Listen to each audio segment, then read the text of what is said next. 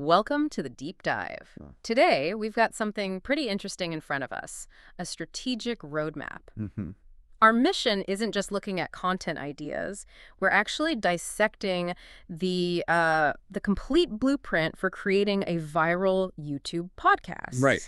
And specifically one that's designed to be super efficient, easy to produce, easy to maintain, and importantly, scalable. Yeah, it's a system built for success, almost independent of the hosts themselves. The source actually names them Emma and Carlos. Right, Emma and Carlos. And this isn't just like a friendly list of suggestions. It's really a tactical strategy document. Okay. We're looking at the strict rules, the non-negotiables you apparently have to follow if you want that big emotional and intellectual impact, Yeah. but without needing a Hollywood studio. So minimal production resources. Exactly. Think of it as formulaic creativity, maybe. The whole point is intentional virality. Intentional virality, I like that. Yeah. And the whole framework really hinges on this core idea. Design a concept that's just inherently interesting right from that very first click on the title. Okay, let's unpack this then. If success is engineered, where does that engineering actually begin? It sounds like it starts with the theme. Getting that right. Absolutely, the foundation. The framework lays out two absolute must-haves for the central theme. Okay, what are they? First, it has to be highly attractive. Just instantly draws people in. Right. Second, it must generate conversation. It can't just be passive listening. It needs to connect really deeply with the audience's emotions or their curiosity. Generate conversation. Yeah, passive viewing just doesn't cut it if you want the YouTube algorithm to notice you, let alone push your stuff. That's a key difference, isn't it? Attractive gets the click, but conversation gets the share, the engagement. Precisely. So what kind of themes did the blueprint say have this high-octane potential? Well, they tend to fall into these really emotionally charged or psychologically interesting areas. Like what? Things like mystery, human psychology, relationships is a big one, emotional intelligence, modern philosophy, habits, even conspiracies or, hidden history. That's quite a list. If you look at that list, though, every single one taps into something pretty primal, either, understanding ourselves, solving a secret, or feeling connected through some shared idea or worry. Okay, I see the pattern. It gives a clear starting point. But, the content is just one part. What about the delivery? The blueprint seems just as strict about the tone and style. Oh, completely. It demands a communication style that's specifically called out as modern, natural, and highly addictive. Highly addictive. What does that actually mean in practice for, say, Emma and Carlos speaking? It means the pace has to be relentless, no dead air. It needs a really tight narrative rhythm designed to just eliminate any moment where a viewer might zone out or click away. So conversational, yes, but very purposeful. Exactly. Yeah. Conversational, not a lecture. But every transition, every beat has a job to do. And it also needs to be entertaining and reflective. It specifically mentions building in moments of genuine surprise or humor. Little emotional spike. Yeah, to kind of reset attention every few minutes, keep them locked in. But hang on, what if the content itself is super compelling? Like, say, a really deep dive into some obscure historical conspiracy. Isn't the information enough? That's a fair question. Does the speaker really matter that much if the topic is gold? According to this framework, yes, absolutely. The platform context is crucial. YouTube is just ruthless about watch time and retention metrics. Right.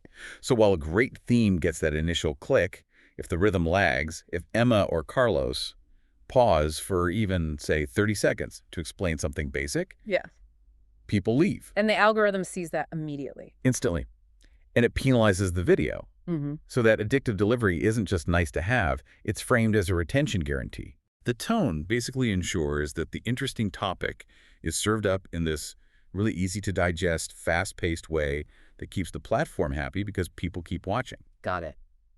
So theme and tone are locked. Now, the episode architecture itself, this is where the engineering seems really specific. Yeah, this is the blueprint for pace. A strict 4-part structure for every single episode, designed purely for maximum viewer retention. It doesn't leave much room for improv, does it?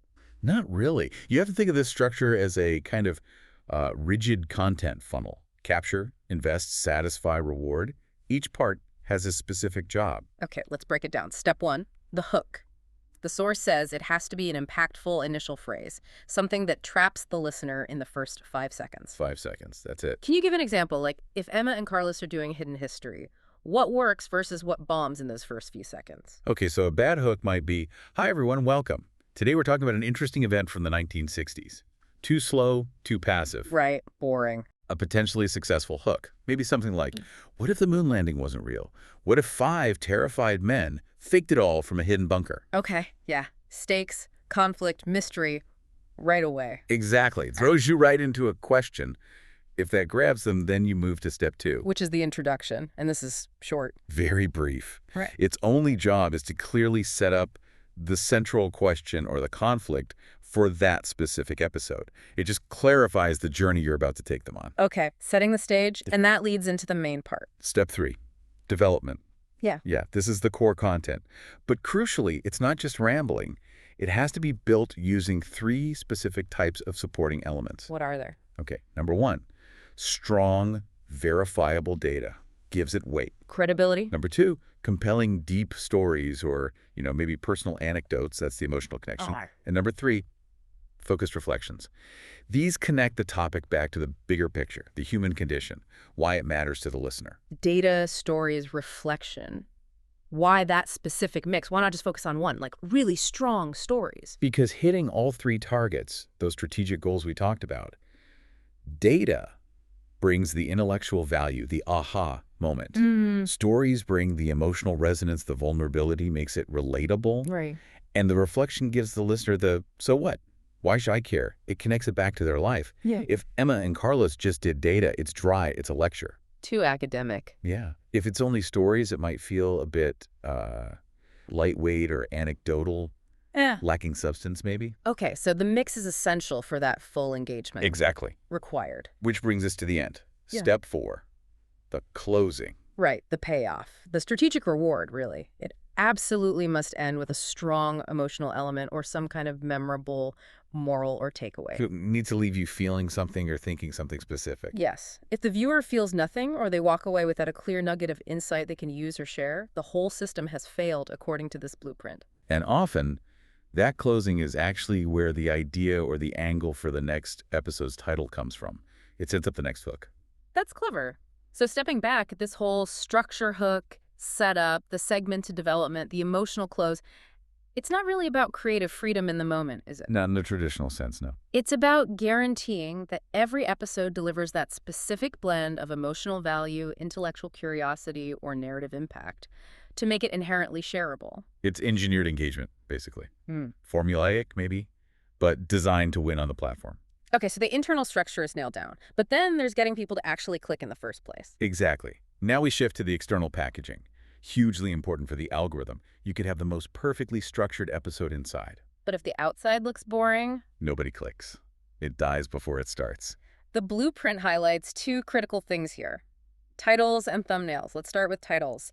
High click-through rate, CTR, is mandatory. Yeah, and for anyone listening, CTR is just the percentage of people who see your title, like in your feed, and actually click on it. And for a show aiming for virality like this, we're not talking small numbers. No. You're not aiming for like a 2% CTR. This strategy is targeting 5% to 10%, maybe even higher. That's the zone where the algorithm really starts to favor your content. So how do you get that? The titles have to be curious. They have to be emotional. And they have to be brief. Imply high stakes right away. Make someone need to know the answer. And the thumbnails are the visual punch doing the same job. Exactly. Stopping the scroll.